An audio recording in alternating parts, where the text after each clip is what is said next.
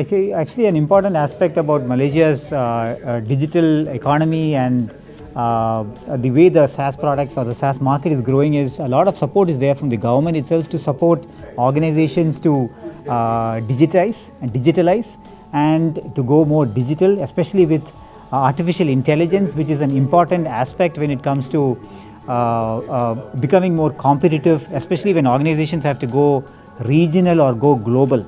Right? In that context, well, Zoho comes with a suite of products that have been, I would say, battle tested for quite some time. We have been in the market for last 20 to 30 years, close to that, and we have built solutions for startups to large organizations. Right? So we ourselves are a startup at heart, I would say. We have built over 50 plus business applications. We are bringing best practices that has worked globally for 900,000 paying organizations of Zoho itself. We are bringing those best practices to businesses in Malaysia, and they get that best practices to actually execute and go regional, right, or go global. Or today, for example, the biggest competitor for even local businesses is a global organization with all the technology, for example, right? Like say, for example, a local business's competitor may be somebody in the Lazada or the Amazon marketplace or something of that sort, or Amazon itself, for example.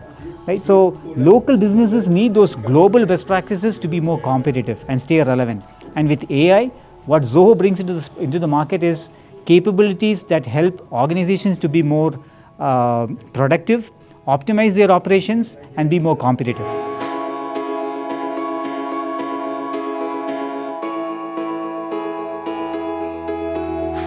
We are a tech company, right? So as a tech company, some things are very important. So if you look at a car company that doesn't manufacture its own engines cannot be considered as a car company, right? And in the automobile industry.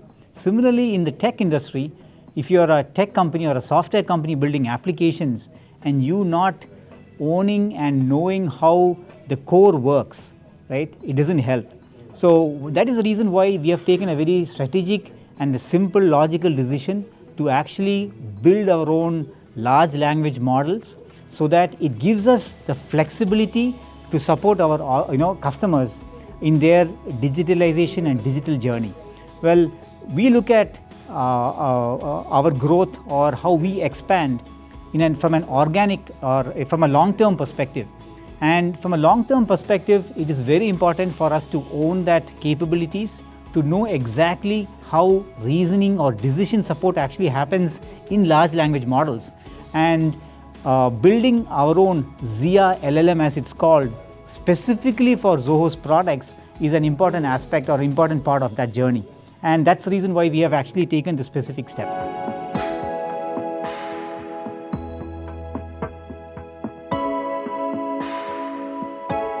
It's a very interesting thing for us to observe that we have customers from a different spectrum of industries and verticals. We have customers who actually a lot of them in terms of numbers are from a specific industry versus from a revenue perspective it could be from some another industry. We've seen a lot of professional services is a very big segment that actually uses us. We have a lot of people from retail, hospitality, education sector. We even have good interesting coverage even from SMEs or even from manufacturing, especially the older organizations that actually like to use our email. Our enterprise email is quite popular over here. And we have seen that they like it because of the ease of use. A lot of organizations, for them, user experience is primary to that switch. And that's one important thing that we have kept as a core aspect whenever we release new products. Right? In terms of the UX, we make sure that our user experience is delivered in a right manner, as well as we bring that capabilities and depth in our products to support everything needed for that particular job function. That's our strength. And these industries, I would say, yeah, you can look at professional services is a big one. We have education. We have a lot of customers from retail and hospitality.